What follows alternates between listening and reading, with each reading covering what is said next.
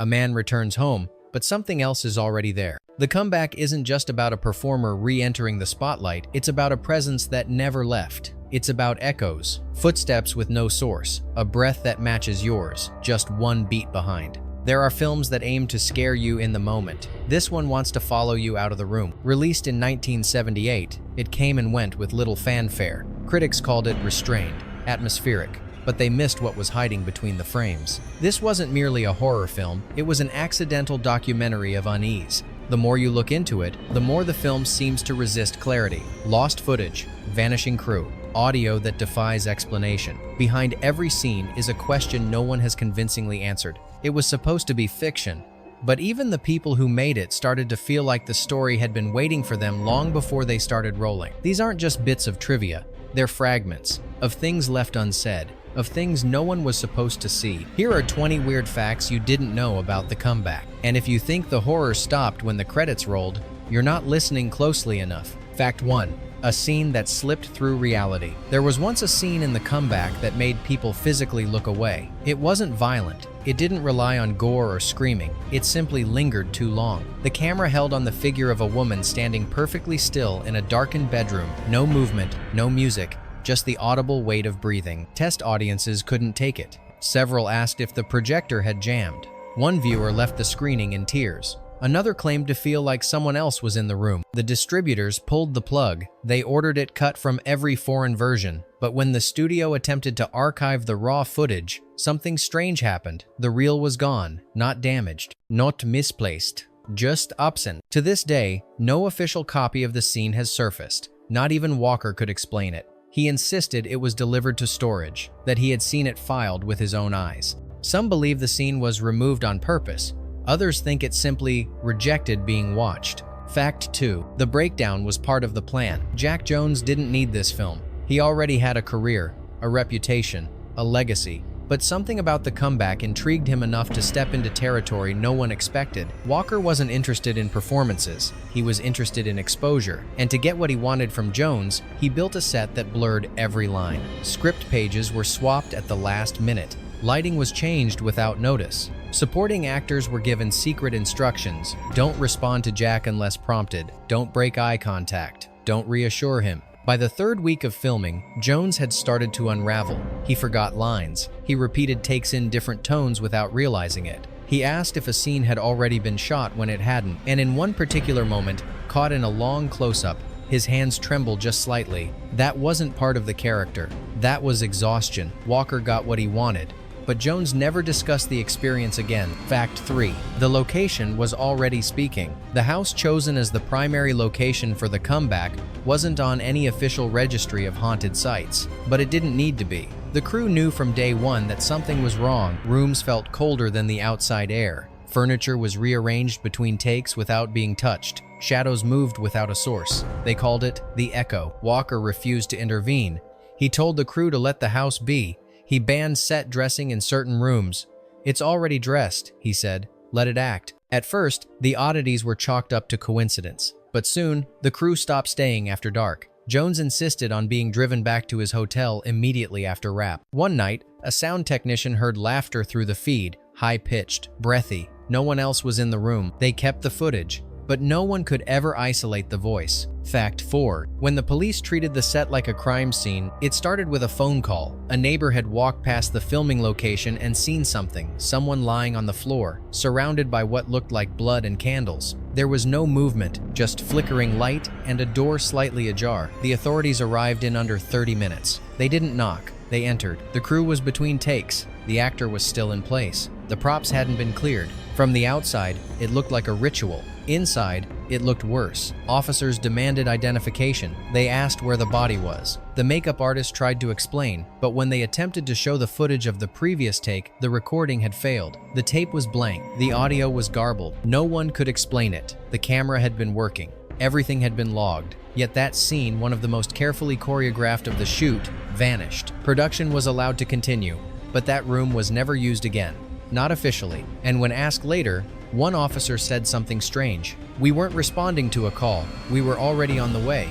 Fact 5. The director almost wore the mask himself. Pete Walker was many things: calculated, distant, precise, but he wasn't an actor. Still, during pre-production, he floated an idea that startled his own team. He wanted to play the killer, not for budget reasons, not as a cameo, but as a choice. He believed the killer should feel inhuman, not because of costume, but because there was no psychology to decipher, no empathy, just presence. A mask was made to fit his face. A few test shots were filmed Walker in the full outfit, standing silently in doorways, moving in a rhythm that wasn't quite natural. The footage made people uncomfortable, not frightened, uncomfortable, as if the killer wasn't acting at all but watching. Walker backed out days later, claimed it was a bad instinct.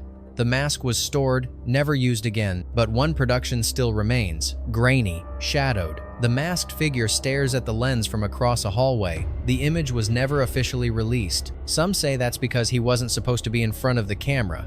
Not then. Not ever. Fact 6. She screamed because she wasn't told the truth. Pamela Stevenson had done unsettling material before, but she trusted this production until the day it turned on her. For a particular scene, her character was supposed to walk into a room and react to a staged murder setup.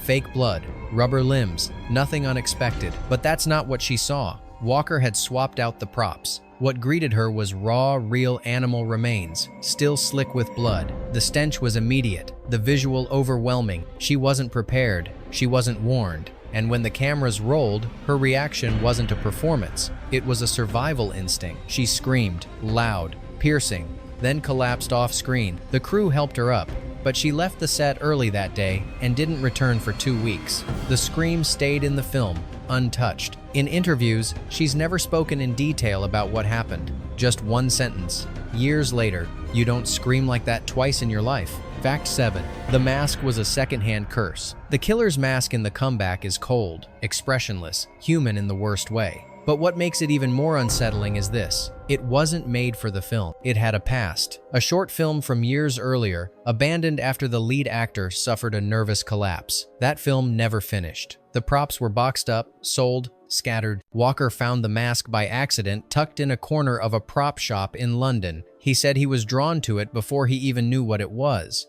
"It looked like regret," he said. On set, crew avoided it. Actors said they couldn't look it in the eye. The performer wearing it complained of vertigo. One assistant director refused to be on set when it was used. After filming ended, the mask was cataloged for storage. But when the inventory was checked, it was missing. No one signed it out. No one knew where it went. Years later, it reappeared briefly in the background of a short horror film in Eastern Europe. No one credited it, no one claimed it. But the scene it appeared in? That scene was pulled from broadcast without explanation. Fact 8. The scene, so disturbing it was erased from TV. The Comeback was scheduled to air on British television in the early 1980 seconds. It passed through censors. Air dates were printed. Promos aired. But just hours before broadcast, the film was pulled. Officially, the reason was technical review.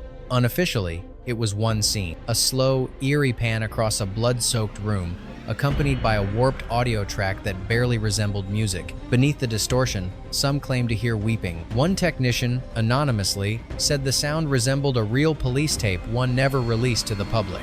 A domestic crime, the kind that doesn't leave anyone untouched. Whether this is true remains unclear. The scene was removed before airing. A new master was issued. In that version, the shot cuts early, the audio replaced. But some home VHS recordings of test copies exist, and in those, the original sound survives.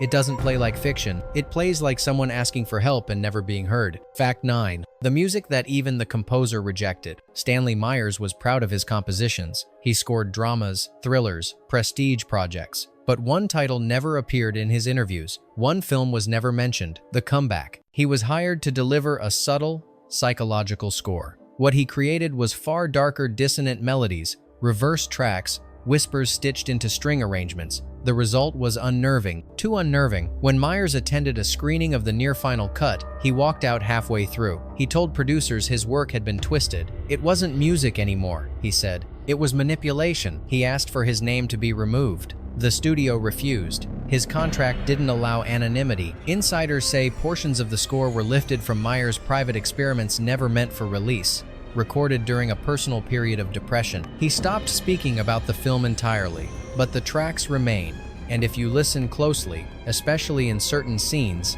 you can still hear the breathing beneath the strings. It's not part of the score, it's not credited, but it's there. Fact 10. The ending that was buried with the film. The final version of The Comeback ends with a lingering stare, a man unraveling but surviving. But that wasn't the ending Pete Walker first imagined, not even close. In the original script, the protagonist's breakdown didn't plateau, it concluded. He walks silently to the edge of a cliff behind the manor and steps off. No dialogue, no music, just a final breath and then nothing. The scene was filmed, a single take, no alternate coverage. Walker called it a quiet erasure, but the producers disagreed.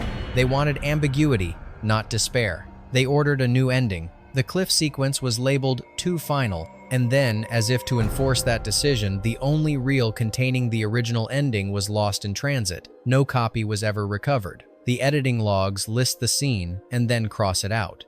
All that remains are two behind-the-scenes photos. Jones standing alone on the cliff, his face unreadable. It's not just an alternate ending, it's the one the film never recovered from losing. Fact 11. The designer who built what he dreamed. Norman Goff was a practical man. He approached sets like puzzles, angles, architecture, design, but something changed on The Comeback. Midway through production, he started sketching sets that no one asked for. Narrow halls, rotating mirrors, empty rooms with no doors. When questioned, he claimed they were based on dreams he couldn't shake. At first, it was harmless, but then the crew found one of his designs matched a sealed wing of the estate. The resemblance was too close. That space hadn't been opened in decades, but when they entered, the layout mirrored Goff's sketches, right down to a broken window and cracked floor tile. He withdrew after that, stopped speaking during meetings. One assistant found him sleeping on set inside one of the mirrored rooms he'd drawn. He left the industry not long after. When asked why, he said only, "I stopped building, but something kept finishing the rooms." Fact 12. The man who was there and then wasn't. Every film has crew members who go unnoticed, but R. Mansfield stands out for a different reason. He disappeared before anyone remembered he'd been there. He worked lighting, ran cables, ate lunch alone. Then one day, he didn't show. Calls went unanswered. His name wasn't listed in any local directory. Production assumed he quit. But when someone tried to file his paperwork, something didn't add up. His tax ID was invalid. His emergency contact was blank. And then someone noticed something else. In every group photo from the first week, Mansfield appears blurry, not out of focus, just slightly off. Walker refused to speak on the record about him. The line producer insisted he was hired through a third party, but no one could name which agency. The credit was quietly removed from later releases, but in the original version, his name scrolls by briefly. One name, no title. Some say he was never part of the crew. Others believe he left for a reason. The strangest theory? That he was already gone before filming began. Fact 13. The first title was too personal to keep. Before it was called The Comeback, the film had another name. It wasn't market tested. It didn't feel like a headline. It felt like a confession. Voices from the Room. The title came from a note scribbled in the margins of Walker's earliest treatment. It wasn't meant to be thematic, it was literal. He claimed he often heard murmurs, unidentified, low, continuous, while reviewing drafts at night. Those around him dismissed it. Fatigue, imagination. But the idea stuck. In the original version of the script, the house was alive with sound. Phones ringing with no one on the line. Footsteps one floor above. Quiet singing from the pipes. Eventually, the producers pushed for something less abstract. The Comeback sounded safer, simpler, but Walker didn't let the old title go. In several scenes, there are layers of whispered audio buried under ambient noise snippets, too quiet to catch consciously, but always just there. Sound engineers later said some of the tracks weren't logged, that they weren't added during post. One of them asked, if we didn't place them, who did? Fact 14. A simple hallway scene took a toll on everyone. There's a moment in the film that looks uneventful. Jack Jones walking down a corridor with a candle. He's humming. The frame barely moves. But that scene was reshot 47 times. Jones kept losing his place. The candle would flicker out without reason. Camera equipment failed. Crew members began making jokes until they stopped laughing. The air in the hallway changed. Someone described it as weighted. Another said it felt like they were underwater. One operator claimed to hear movement behind the walls. By take 30, tensions rose. The grip team refused to stand inside the hallway. Boom mics picked up a low, constant hum, something that didn't match any equipment. On the final take, the footage appeared clean. Jones hit his mark. The light held steady. But when they reviewed it later, something was off. A shadow moves just behind him, slow, deliberate. There's no source, no one was there. Walker left it in. He never mentioned it. But when asked about the scene years later, all he said was, "That corridor wasn't empty." Fact 15. The mirror wasn't playing tricks, it was remembering. One of the most memorable images in The Comeback is a quiet one. A mirror, a reflection, a second presence behind the lead character standing perfectly still. It's been analyzed for its framing, praised for its simplicity. But the idea didn't come from horror tropes. It came from Walker's own experience. Years before the film, he stayed in an old seaside hotel while editing a previous project. One night, half asleep, he wandered into the bathroom and caught a glimpse of his reflection turning its head a second too late. Behind him, just for a flash, stood a shape he didn't recognize, a child-sized silhouette, not threatening, just present. He never forgot it. He never tried to explain it. But when developing The Comeback, he recreated the exact shot, angle, framing, distance, everything. The actor who played the figure in the mirror later said he didn't recall filming that take. "I stood there," he said, "but I didn't move like that." Even more unsettling, in high-resolution versions of the film, the face in the reflection doesn't perfectly match the actor. It looks like someone else entirely. Fact 16. 3 lines and a lifetime of silence. She wasn't a lead, barely even a supporting character. Marion Hartley had 3 lines in The Comeback delivered in a single scene, her eyes downcast, her voice flat. It should have been forgettable, but after filming, she vanished from the screen, from the stage, from interviews. Friends say she stopped speaking altogether, not metaphorically, literally. She communicated through writing, short, cryptic sentences. One of them reportedly said, "It came back with me." No one knows what it was, but she declined all future roles. When her agent tried to contact her, she mailed back her contract, torn in half. Years later, she was spotted at a midnight screening of The Comeback in Glasgow. She sat in the last row. During the hallway scene, she stood up and walked out, leaving behind her ticket stub and a hand-scrawled note that simply read, "Still listening." Walker never commented, but crew members later admitted that her performance was never rehearsed. It was shot in one take, no adjustments, no direction, and maybe that's why it still lingers. Fact 17. The knife that returned on its own. It was a small detail in the script, a ritual dagger, used briefly, barely shown. But the object they found for it didn't look like a movie prop.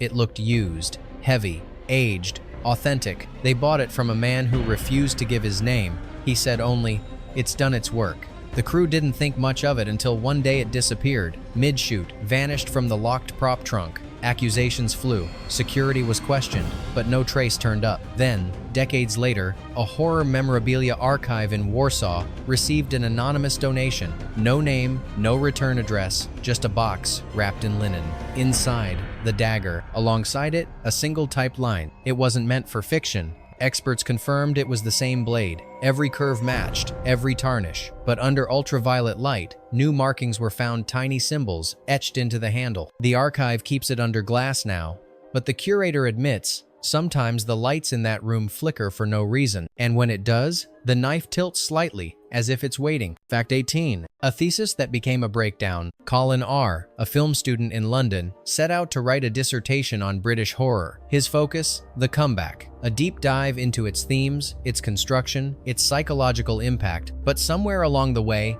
the research overtook him. He started making diagrams of the house layout. Dozens of them. Some were impossible hallways looping back into themselves, doors where none existed. He stopped attending class. Professors received pages filled with mirrored handwriting, circles around single words. "Listen, below. She's still there." Eventually, campus security found him in a dark lecture hall, watching The Comeback on loop. Not the official version, his own cut. Edited, rearranged, with scenes that weren't in any release. When asked where he got the footage, he only smiled. "It was already there," he said. "I just brought it forward." He was hospitalized not long after. His thesis was never submitted, but one note survived, taped to the back of a VHS case. "This film doesn't want to be watched, it wants to be remembered." Fact 19. The fire that knew what to burn. In 1986, a fire broke out at a film storage facility in Surrey. Dozens of independent titles were lost, but among the most quietly mourned was The Comeback, or more specifically, its original opening reel. The blaze was traced to an electrical fault, but what caught investigators' attention was its path.